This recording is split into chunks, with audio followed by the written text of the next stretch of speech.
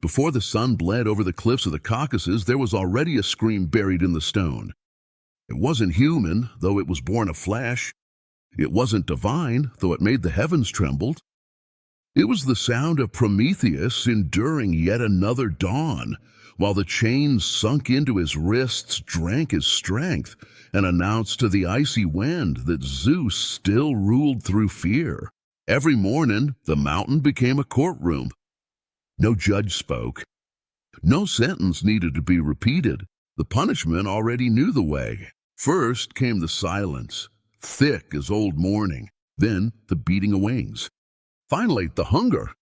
Zeus's eagle would descend, tearing through the clouds like a living blade, its beak made to desecrate immortal flesh. She landed without hurry. Her eyes showed no mercy. They were used to it.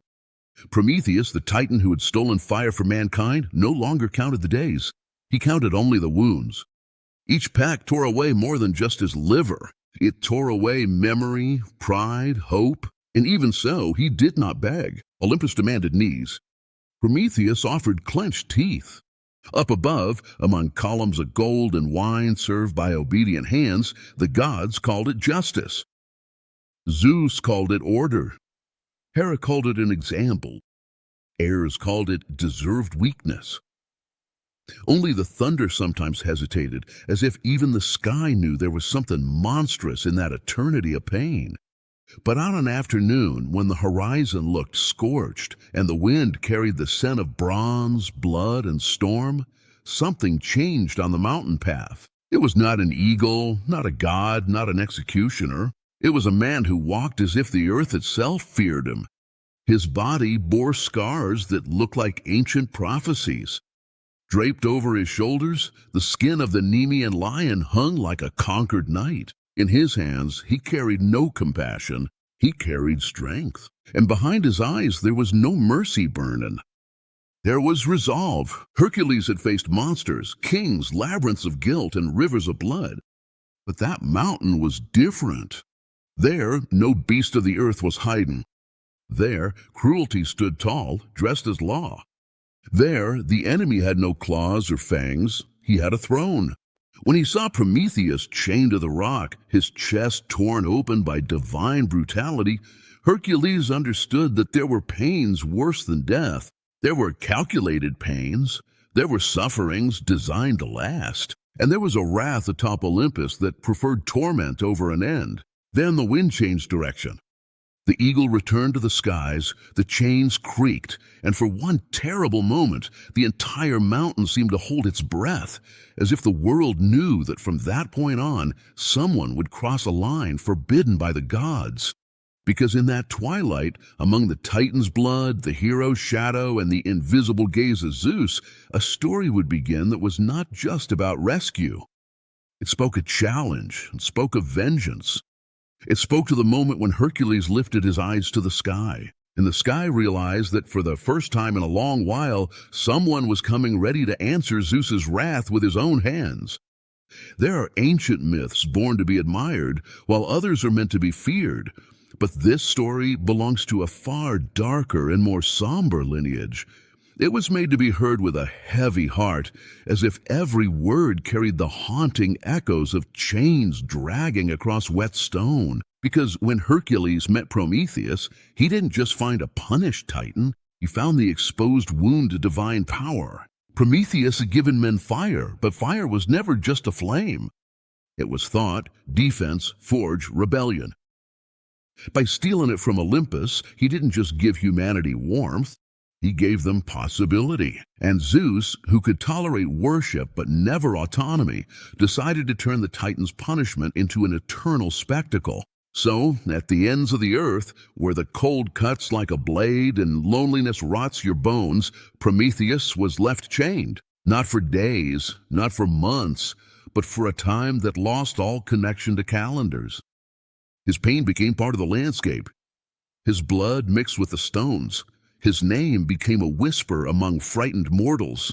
Then Hercules appears, son of Zeus, and yet still haunted by the whims of divine blood. A hero shaped not only by victories, but by humiliation, rage, and penance. He doesn't climb that mountain in search of easy glory. He walks because he recognizes in Prometheus's suffering the brutal signature of a power that has already devastated his own life. In this story, the eagle isn't just a winged beast. It's the mouth of the sentence. The chains aren't just metal.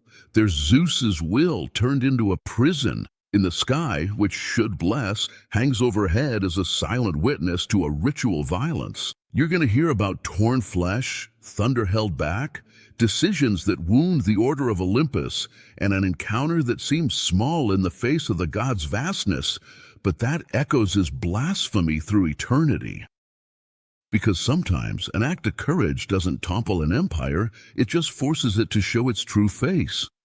And that face here is Zeus's, sovereign, fearsome, magnificent, and cruel. A god who confuses obedience with balance and terror with justice. A father of the heavens who, by punishing Prometheus, believed he was teaching the world a lesson. He didn't realize he was setting the stage for a challenge.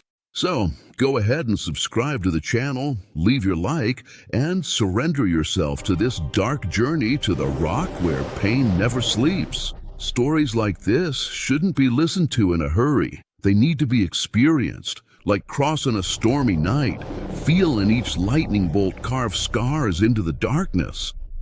And when you're done, let me know in the comments which city and state you're watching from. I want to know from where in the world you're hearing this ancient call, while the winds of the Caucasus blow once more and Zeus's eagle circles above. Now, come closer. The fire Prometheus stole still crackles in the depths of human memory, and tonight, by the light of that forbidden fire, we'll open the doors to a story where compassion tastes like blood, freedom comes at the price of sacrilege, and even the gods, for a brief moment, feel the weight of what they have created.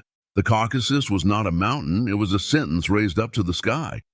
Its slopes looked like the ribs of a dead colossus, and the wind that blew through the cracks carried a harsh lament, as if the very stone had learned to suffer. In a desert of height and ice, Prometheus remained imprisoned, stretched out against the rock like a living offering to Olympian cruelty. Hephaestus had forged the chains with bitter skill. They were no ordinary shackles. Each link was shaped to withstand the strength of a titan and to humiliate what it could not destroy. On Prometheus's wrists, the metal carved deep grooves.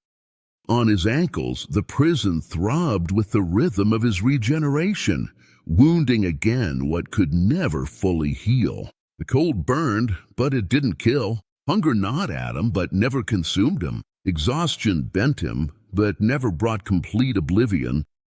Zeus didn't want a corpse. He wanted presence. He wanted Prometheus awake enough to understand every moment of his punishment and alive enough to begin the torment anew with each dawn. When the first light of day touched the cliff, the air changed. The sky became a tense dome, and the clouds parted with the discipline of soldiers.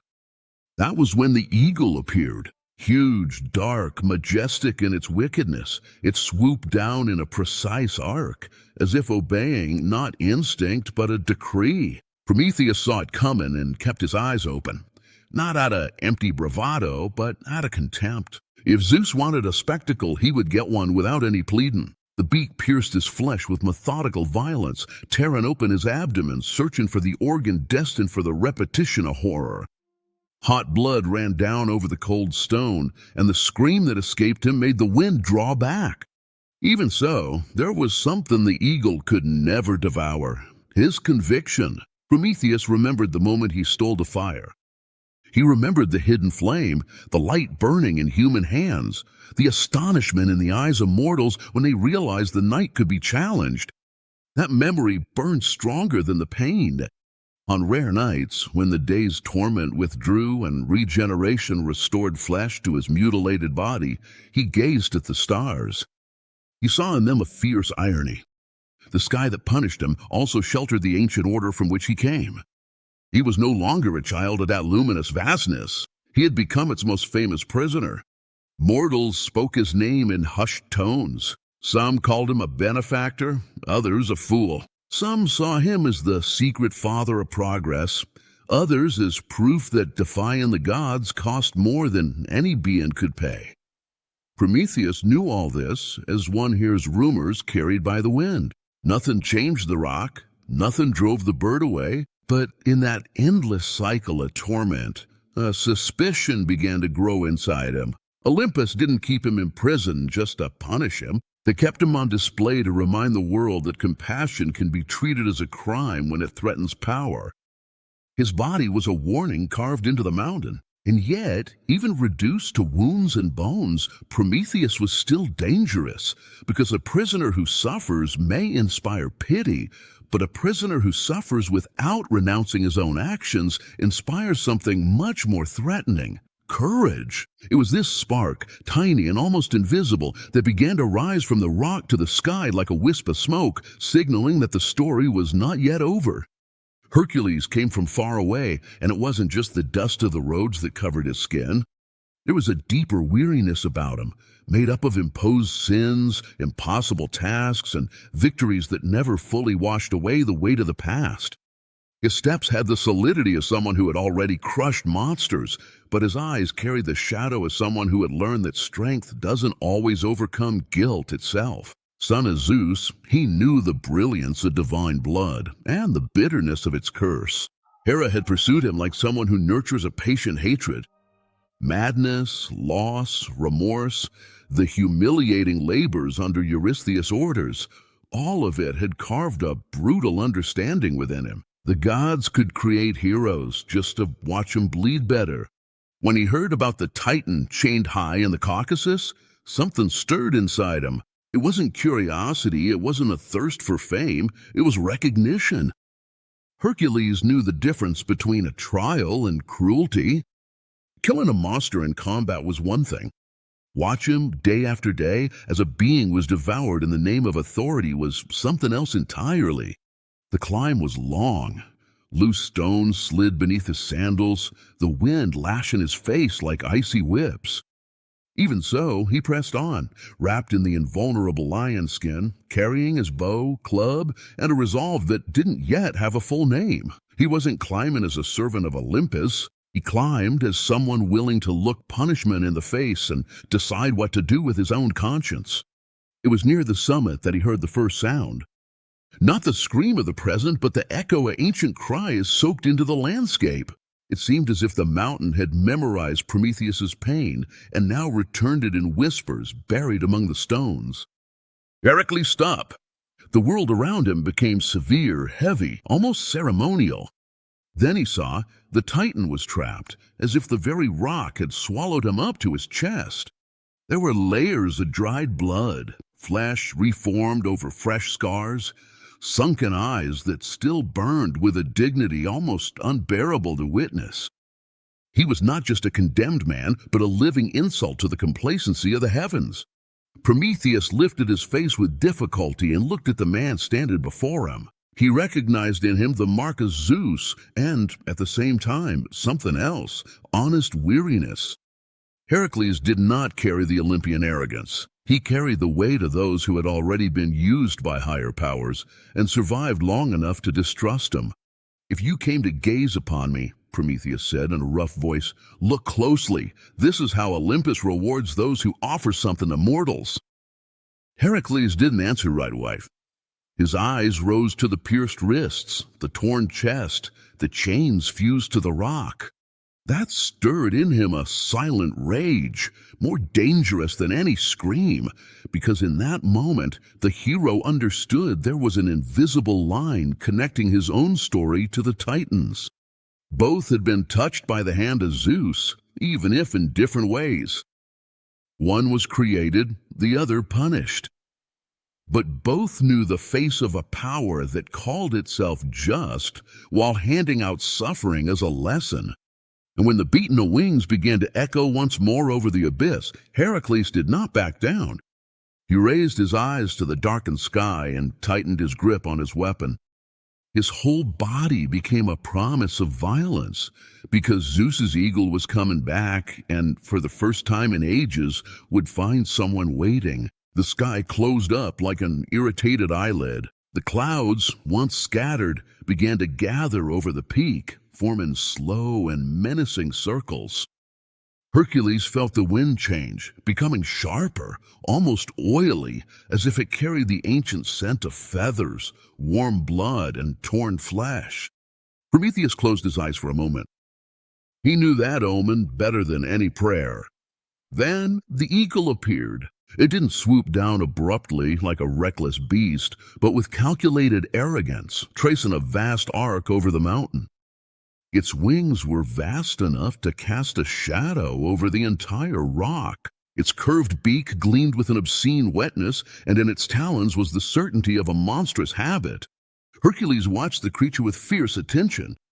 This was not an ordinary animal made enormous by the fantasies of man. There was a disciplined intelligence in it, a reflection of Zeus's own order. The eagle did not hunt to live. It performed a liturgy. Its flight seemed to say, pain can become routine, and routine can be crueler than fury.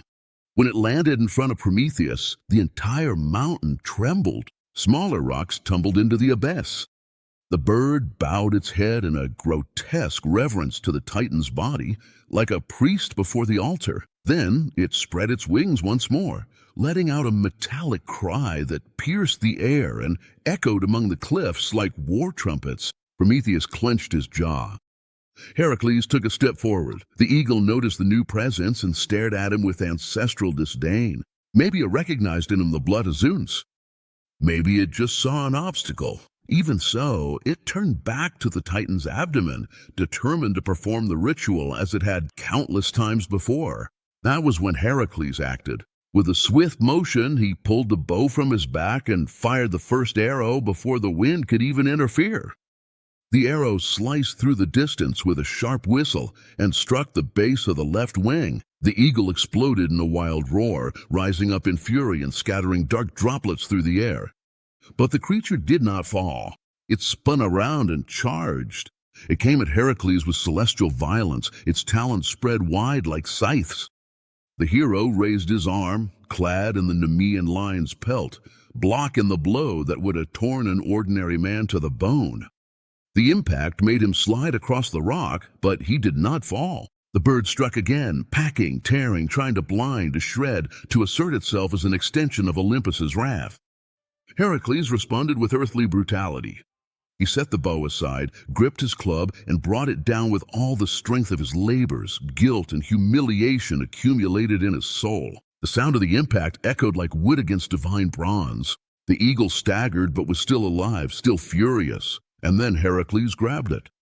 His hands closed around the feathered neck as the creature thrashed its wings, tearing through the air, the hero, and the very mist. It was a fight without elegance, without heroic music, without pure glory. Just muscle, feathers, bone, and desperation. With one last roar, Hercules hurled the bird against the rock and dealt it death. The eagle's final scream rose to the sky like an open challenge. For one terrible second, everything fell silent. And that silence was worse than any thunder, because it meant that Zeus, from high up on his throne, had just felt the exact moment when a part of his punishment was destroyed. The eagle lay twisted on the rock, its feathers stained with blood, its wings spread in a gesture that resembled a profane sacrament. Hercules was breathing heavily, with cuts on his arms and face, while Prometheus stared at the creature's corpse like someone facing the end of a curse so ancient it seemed part of nature itself. But they both knew the bird was only half the prison. The chains were still fastened to the Titan's wrists like metal teeth buried down to his very will. They would not come loose out of compassion, nor would they yield to mere effort. Each link had been forged by divine order, designed not to give in to time, wear, pain, or ordinary strength. Freeing Prometheus would require more than courage. It would require defiance. Hercules approached the rock and ran his fingers over the links fused into the granite. He felt the supernatural cold of the metal, a chill that didn't belong to the mountain, but to the disdain of Olympus itself. He clenched his jaw and dug his feet into the ground. Then he tried to break the first link with just his hands. The metal groaned but did not give way. The muscles in Hercules' arms tensed like cables pulling an invisible wall. Blood began to flow again from the wounds opened during the fight. Prometheus, even exhausted, almost smiled. Not out of mockery, but because he knew that Zeus's will was rarely broken on the first try. The sky answered before the hero could try again.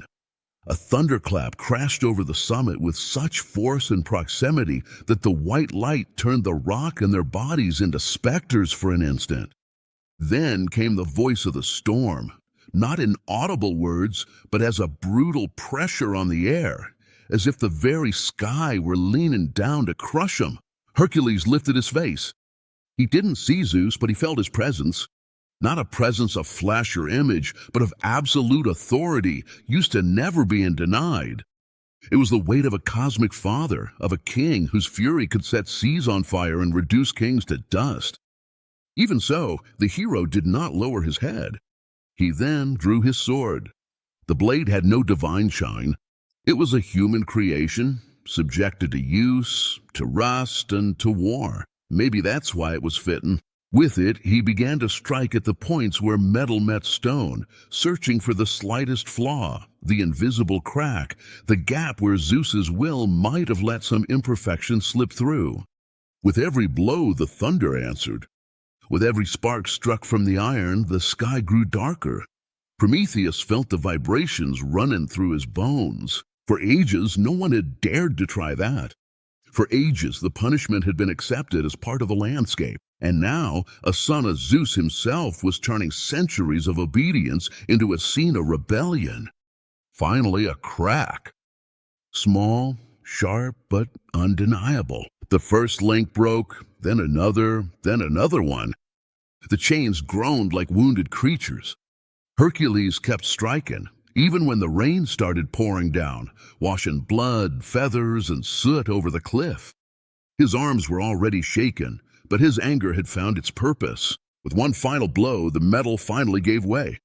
Prometheus collapsed forward, free and devastated, falling to his knees on the blood-stained rock. And at the very moment his chains touched the ground, a thunderclap more terrible than any before tore through the sky. It wasn't just a storm, it was Zeus answering. The king of Olympus had been challenged, and now the entire vault of heaven began to bend beneath his wrath. The summit of the Caucasus became an altar to the storm. Black clouds swirled in a spiral, pressing down the sky until it looked like a vault about to collapse. Lightning tore through the darkness with a ferocity that seemed almost conscious, like serpents of fire searching for flesh. Prometheus, newly freed, could barely hold his own weight. Hercules stood tall, facing upward, as if daring the heavens to come down. Then the voice came. It did not descend as a human sound, nor as speech organized into syllables. She went through it all at once. Stone, blood, air, memory. When Zeus manifested his wrath, even silence was violated. The whole world seemed to remember, in a single shudder, who ruled the heights. My son, the word didn't sound tender. It sounded like possession. Hercules felt the phrase hit his chest harder than any physical blow. Zeus didn't need to appear. His dominion imposed itself through the weight of the sky, through the ancestral fear ingrained in all creatures, through the habit the universe had of obeying before even understanding. But Hercules was no longer made of pure obedience. He had killed monsters. He had survived shame, manipulation, the pain of carrying crimes that drove him mad inside. In the face of that colossal power, he didn't feel equal. He did feel smaller, yes, and yet unyielding. Sometimes courage isn't born from greatness, but from refusal. Zeus demanded an explanation, demanded reverence, demanded that the hero admit he had broken a sacred order. Prometheus, kneeling, lifted his face and listened in silence. For ages, that voice had defined his days of torment. Now, beside him, it found not a trembling servant, but a man breathing like a cornered beast ready to bite. Hercules answered without raising his voice. He said he had seen too much punishment to call that justice. He said that a punishment that feeds on eternity doesn't teach, that only rots. He said that Prometheus suffered because he gave men what the gods wanted to keep for themselves, the spark that turns submissive creatures into beings capable of creating. The storm went wild. A lightning bolt struck so close that it split the rock with a brutal crack. Fragments flew across the abyss. Zeus didn't need any more words. The whole sky spoke for him. The threat was clear. Olympus could crush them both, reduce them to ash and echo. The power was still there, immense, practically untouched. And yet, something had changed. Prometheus was free. The eagle was dead. The chains lay broken. Zeus could punish again, but he couldn't undo the moment when his authority was defied before the whole world. Even gods notice when a crack appears in their image. After a long silence charged with electricity, the presence began to withdraw. Not because Zeus had forgiven, not because he accepted the insult, but because even tyranny chooses its moments. The king of Olympus left the summit still wrapped in fury, carrying with him a silent promise of memory and possible revenge. The storm gradually subsided. All that remained were rain, mist, and the labored breathing of two beings marked by the same sovereign. Hercules helped Prometheus to stand up. There was no clear triumph in that gesture, nor any victory music. There was only exhaustion, risk, and a wounded dignity, yet still intact. On that mountain, the sky had not been brought down, but for a brief and unforgettable moment, it had been forced to retreat in the face of courage. And so that night in the Caucasus came to an end. Not with celebration, not with crowns, not with the gods descending to acknowledge greatness, but with rain washing the blood from the rock and two survivors breathing under a still hostile sky. Prometheus moved on, carrying on his body the scars of an eternity of torment. Hercules descended the mountain, carrying something heavier than weapons. The certainty that even the most legendary strength trembles when it chooses to confront cruelty turned into law. This story isn't just about a hero freeing a condemned man. It's about the moment when compassion becomes defiance, and defiance forces power to reveal what it truly is. The eagle, the chains, and Zeus's wrath were not just elements of an ancient punishment. They were instruments of an order upheld by fear. When Hercules broke them, he didn't destroy Olympus, but he shattered its silence. And sometimes an empire begins to weaken not when it falls, but when someone finally dares to call out its cruelty. If this story struck you like lightning in the dark, go ahead and subscribe to the channel, leave a like, and tell me in the comments which city and state you're watching from. I want to know where you heard this dark legend from. And when the next night falls, we'll open another ancient door, because myths never truly sleep. They just wait somewhere in the darkness until someone is brave enough to listen to them again.